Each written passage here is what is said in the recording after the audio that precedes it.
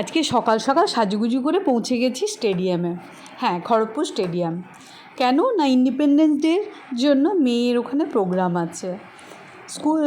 রেলের সব স্কুল থেকে এই প্রোগ্রামটা করা হচ্ছে।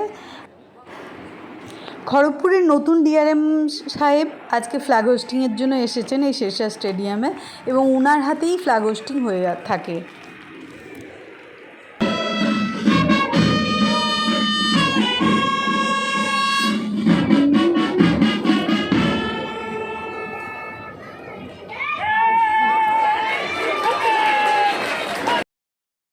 তারপর উনি পরিদর্শনে বেরোলেন এই গাড়িটা করে। এটাই এখানকার রুল, যখনই ইন্ডিপেন্ডেন্স ডে হয় তখন যেই ডিআরএম থাকেন উনি এই গাড়িতে করে পরিদর্শন করেন।